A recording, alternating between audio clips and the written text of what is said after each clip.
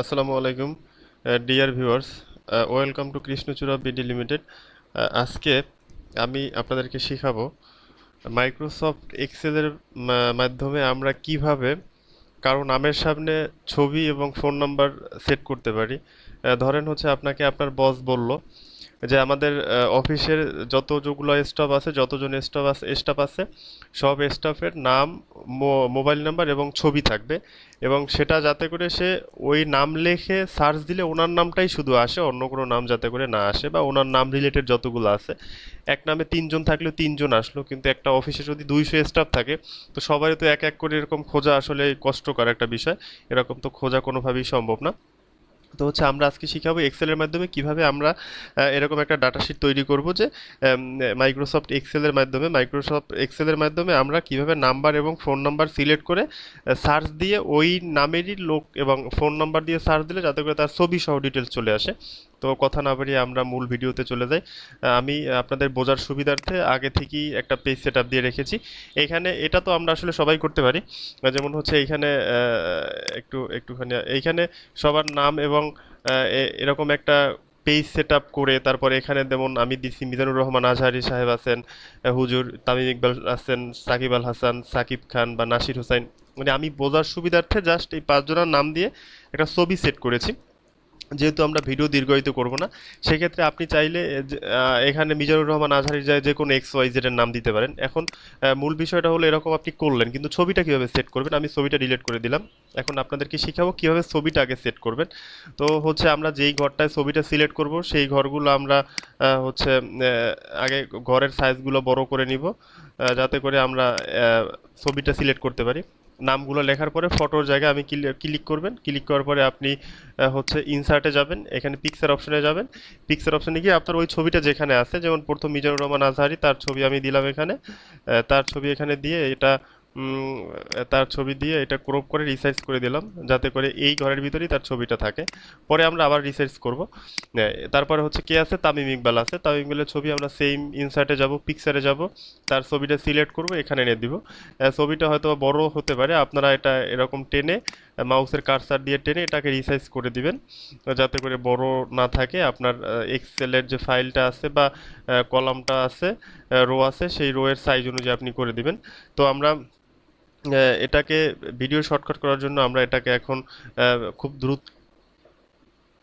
ধন্যবাদ।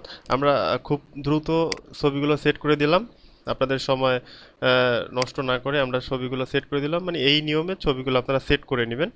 সেট করার পরে আমাদের যে কাজটা হচ্ছে সেটা হচ্ছে আগে ছবিগুলো আমাদের রিসাইজ করতে হবে। ছবিগুলো রিসাইজ করার আগে আমি একটু ফিল্টার করে নেই। আপনারা সবাই ফিল্টার করতে জানেন, যারা না জানেন আমি পরবর্তী ভিডিওতে ফিল্টার করা দেখিয়ে দেবো কীভাবে ফিল্টার করতে হয়। আপনারা যেই কলামটা বা যে রোটা ফিল্টার করবেন সেটা আগে সিলেক্ট করবেন। আমি তিনটা কলাম ফিল্টার করবো, এই তিনটা কলাম সিলেক্ট করলাম। সিলেক্ট করে ডাটায় গেলাম, ডাটা অপশন গিয়ে ফিল্টারে ক্লিক করলাম, এটা ফিল্টার হয়ে গেল, আমাদের শেষ, ফিল্টার করা শেষ। এখন আমি তো চাইলে এগুলো একসাথে এরকম সিলেক্ট করতে পারি, কিন্তু ছবি তো আর একসাথে এরকম সিলেক্ট করা যায় না, তাহলে ছবিগুলো আপ ডাউন হবে, স্ক্রলিং করবে। তো সেই ক্ষেত্রে আমরা একটা ছবি সিলেক্ট করে একটা ছবি সিলেক্ট করব। একটা ছবি সিলেক্ট করলে কন্ট্রোল শিফট স্পেসে ক্লিক করব। আমি আবারও বলে দিচ্ছি, কন্ট্রোল শিফট স্পেস, একই সাথে কন্ট্রোল চেপে শিফট চেপে স্পেস দিবেন, তাহলে সবগুলো ছবি একসাথে সিলেক্ট হয়ে যাবে। তো সবগুলো সিলেক্ট হওয়ার পরে মাউসের রাইট বাটন ক্লিক করবেন। রাইট বাটন ক্লিক করার পরে যে কোনো একটা ছবির উপরে গিয়ে মাউসের রাইট বাটন ক্লিক করবেন। ফরম্যাট অবজেক্ট নামে একটা অপশন আছে, এখানে চলে যাবেন। এখানে চলে যাওয়ার পরে আপনারা দেখবেন প্রপার্টিস কই আছে, প্রপার্টিসে যাবেন। এখানে হচ্ছে আপনার এইখানে এক্স ওয়াই, যেমন এইখানে মুভ, এখানে আমাদের একটা ডায়লগ বক্স আছে, এখানে move and size with cell এই যে লেখাটা আছে। তারপর হচ্ছে move but don't size with cell, don't move or size with cell. এখানে তিনটা অপশন আছে, মাঝের মিডল যে অপশন সেখানে টিক দেওয়া আছে, আমরা ওটা দিব না। আহ, আমরা মিডল যে অপশনটা আছে সেখানে আমাদের হচ্ছে মিডলটা ক্লিক দেওয়া আছে, আমরা ওটা ক্লিক না দিয়ে ক্লিকটা উঠে দিয়ে উপরেটায় ক্লিক করে দিব। ক্লিক করে আমরা ক্লোজে দিব, শেষ, আমাদের কাজ শেষ হয়ে গেল। এখন যদি আপনি সার্চ দেন, যদি এখানে আমি পাঁচজনের নাম দিয়ে আপনাদের বোঝানোর সুবিধার্থে পাঁচজনের নাম দিয়ে একটা ডেমো তৈরি করেছি।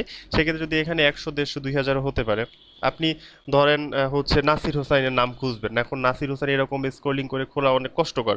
সেক্ষেত্রে আমরা কি করব, এখানে ক্লিক করব, নেইমের এখানে ক্লিক করব। ক্লিক করার পরে এখানে নাসির হোসাইন কই আছে, নাসির হোসাইন এইখানে দরকার হলে আমি সার্চও দিতে পারি। এন এ এই যে এই নাসির হোসেন চলে আসছে, নাসির হোসেন ক্লিক করলাম, এইখানে ওকে দিলাম। এই যে দেখেন এখানে শুধুমাত্র নাসির হোসেনের নামটাই চলে আসছে। আপনারা এখানে সুবিধা মতো নিজেদের ফোন নাম্বারটা বসাই দেবেন, এটা আমি দেখাচ্ছি না আপনাদের, যেহেতু এখানে ফোন নাম্বার দিলেই অটোমেটিকলি চলে আসবে, এটা বোঝার কিছু নাই।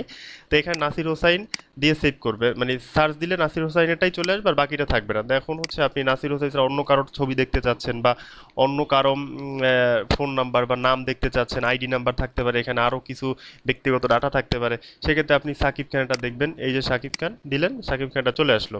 এখন এইখানে হচ্ছে যদি আপনি দিতে চাচ্ছেন তামিম ইকবালের ছবি, তারটাও চলে আসবে।